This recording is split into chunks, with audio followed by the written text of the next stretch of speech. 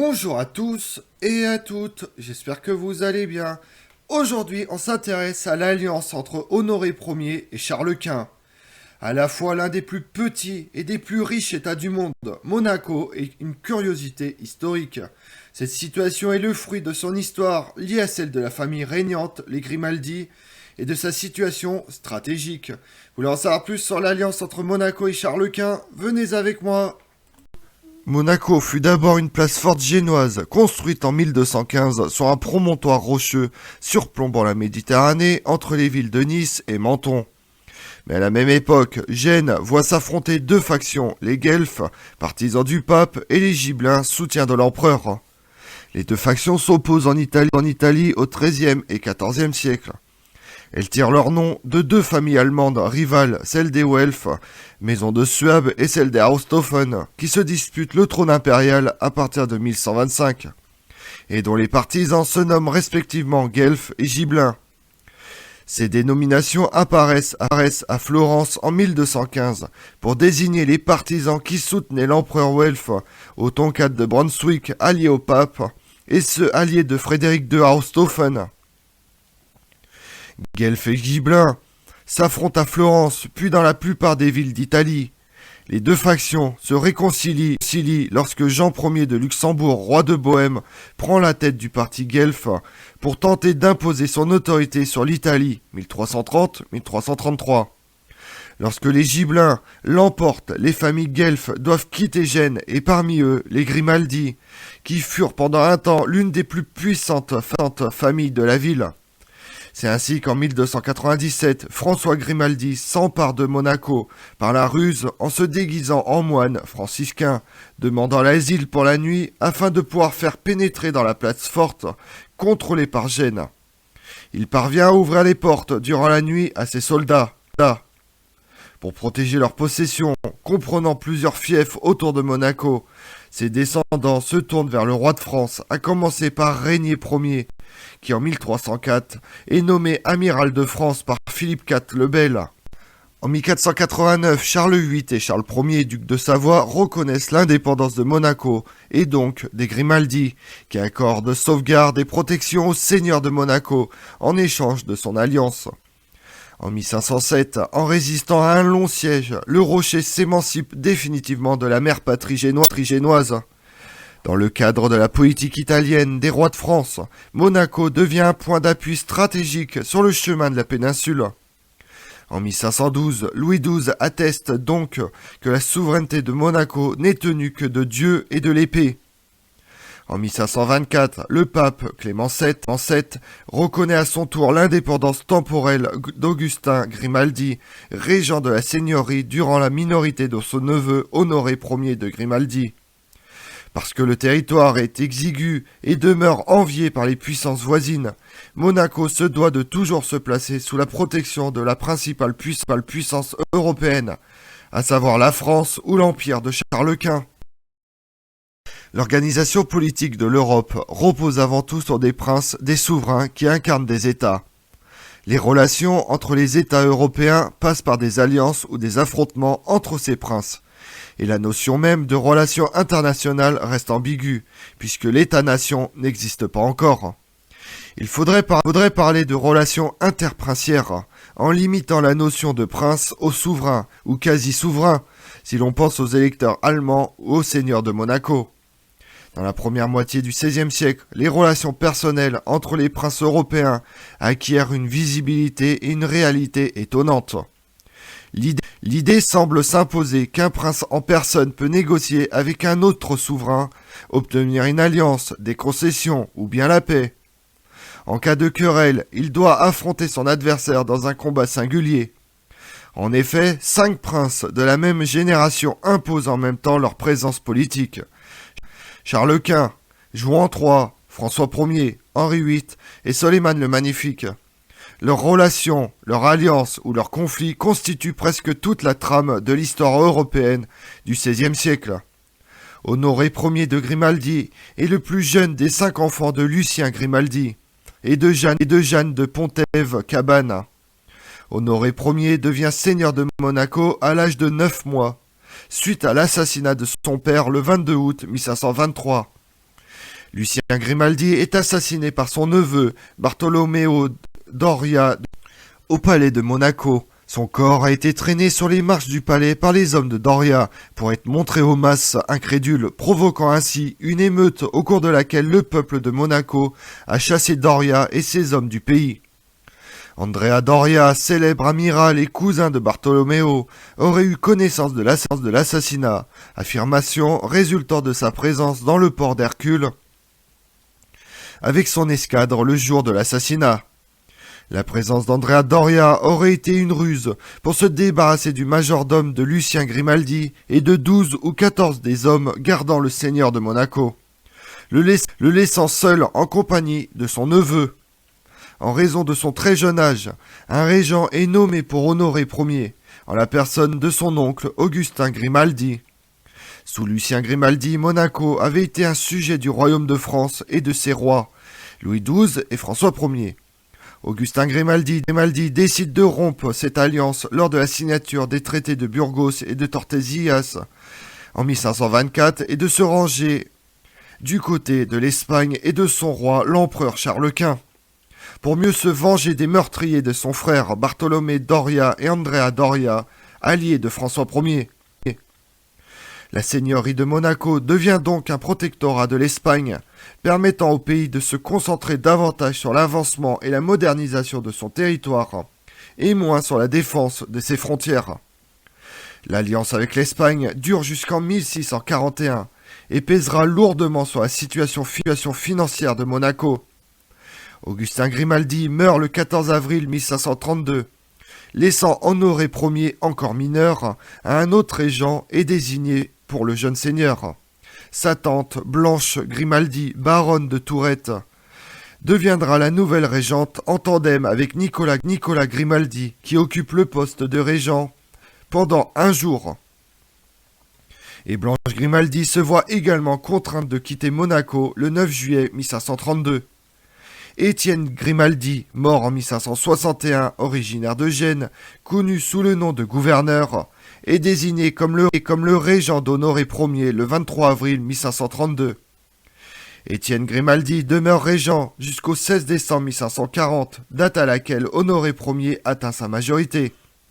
Cependant, Étienne Grimaldi reste le souverain de facto de Monaco, avec la bénédiction d'Honoré Ier jusqu'à sa mort en 1561.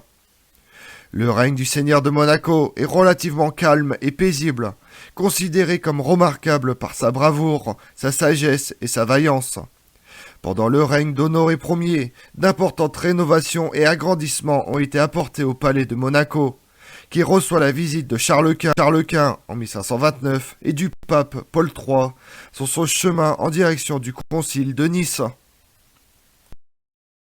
Les seigneurs de Monaco possèdent des fiefs italiens dans le royaume de Naples, territoire alors espagnol, dont les seigneurs de Monaco furent privés lors du retournement d'alliance en 1642 en faveur de la France de Louis XIII, sous l'impulsion d'Honoré II. Le plus fameux était le marquisat de Campagna dans le royaume de Naples. À la suite de cette confiscation, le prince Honoré II remit ses insignes de la toison d'or, gage de l'alliance avec l'Espagne. Ces titres ne leur appartiennent plus et ne sont donc plus mentionnés dans la titulature des seigneurs de Monaco. Les Grimaldi possédaient également des titres en Espagne à l'époque du protectorat espagnol sur Monaco. Ayant également perdu leur fief de la péninsule ibérique lorsque le protectorat fut rompu en faveur de la France, les seigneurs de Monaco reçurent en contrepartie de nouveaux fiefs français. En 1532, l'empereur Charles Quint, qui domine aussi le sud de la péninsule italienne avec le royaume de Naples et de Sicile, accorde le fief de Campagna et le titre de marquis à Honoré Ier Grimaldi, comme gage de l'alliance passée entre les Grimaldi et les Habsbourg.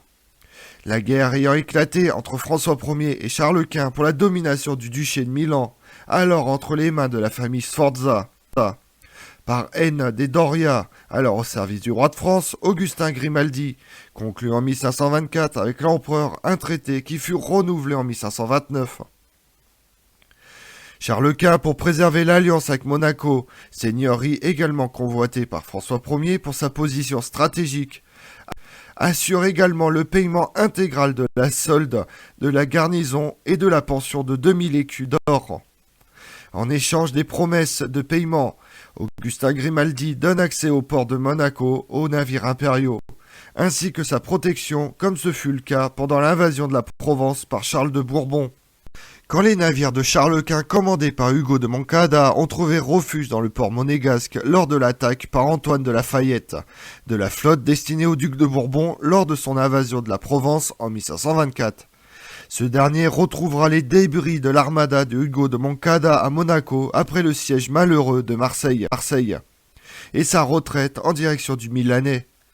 À la suite de la guerre de la Ligue de Cognac, de la défaite de Clément VII et de l'échec du débarquement à Naples, le traité de Cambrai, signé en 1529, rend à Augustin Grimaldi l'évêché de Grasse et tous ses biens en France.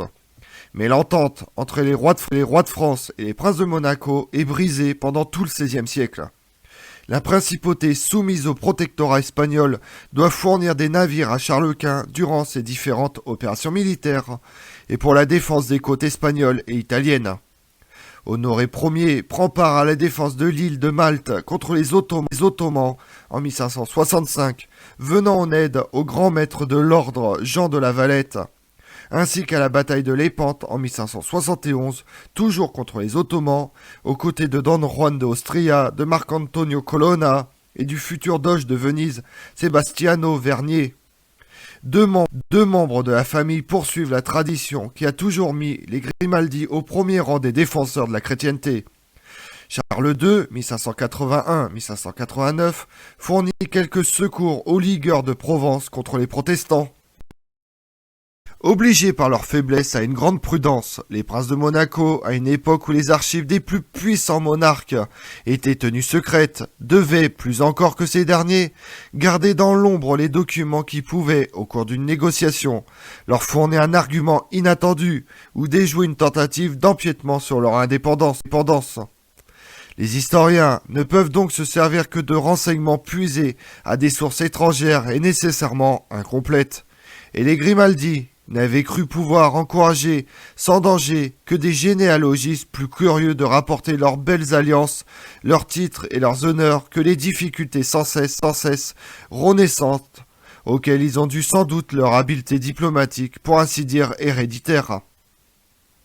Les seigneurs de Monaco, trop faibles pour se maintenir seuls, s'appuyaient sur l'un de leurs voisins, auquel ils se liaient par un traité d'alliance, de protectorat consenti d'égal à égal, en essence, sinon en force, et la disposition de la forteresse et du port, si admirablement située et alors au nombre des mieux défendus du monde, compensait les avantages de protection à main armée et des subsides en espèces et en vivres qu'ils stipulaient en retour, comme lors de l'alliance avec Charles Quint, qui en échange de navires s'engageait à financer la garnison et la rente du prince.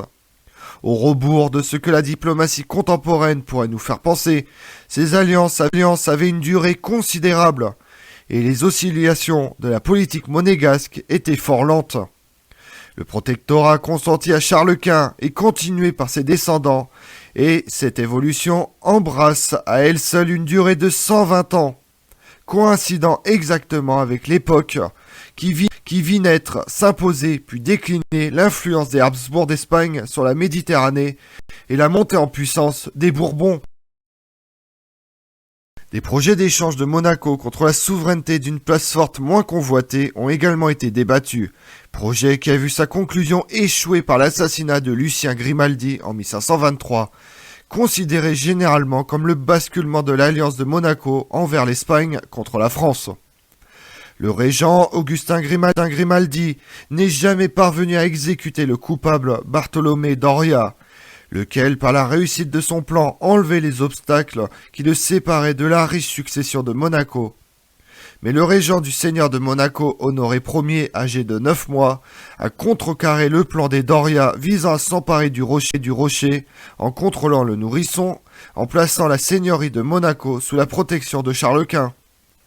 Constatant sa position stratégique et son aide à l'empereur, des tentatives de rapprochement pour faire revenir Monaco dans l'Alliance française débutent dès 1527. Puis pendant la mission de Monsieur de Sabran à Gênes plusieurs années avant la rupture définitive avec l'Espagne et le retour à l'Alliance française. Rupture survenue après le refus d'Hercule Ier d'accorder des subsides à l'Empire en 1596 pour lancer une croisade contre l'Empire ottoman. Le seigneur de Monaco est sommé à 2 reprises par le vicaire de l'empereur Rodolphe II de se plier à son devoir féodal. Hercule Ier Grimaldi refuse de répondre, laissant la première sommation sans réponse, pour rétorquer à la seconde par l'affirmation de sa qualité d'allié et non de vassal, comme stipulé par les précédentes alliances passées entre les précédents souverains des 2 maisons. Comme on l'a vu, la position stratégique des seigneurs de Monaco était primordiale, aussi bien pour la France que pour les Habsbourg. Cependant, trop faible pour maintenir leur indépendance seuls, Honoré Ier et son tuteur Agostino Grimaldi se tournent en direction de Charles Quint pour faire de Monaco un protectorat espagnol. Je vous remercie d'avoir suivi cette vidéo en ma compagnie. Si vous voulez connaître mes autres vidéos, retrouvez-moi chaque matin à partir de 6h45 sur ma chaîne YouTube Tout sur Histoire avec Damien, mais également sur les réseaux sociaux, Twitter et Instagram, Histoire Damien. Et pensez à liker, commenter et vous abonner. Je vous remercie à tous.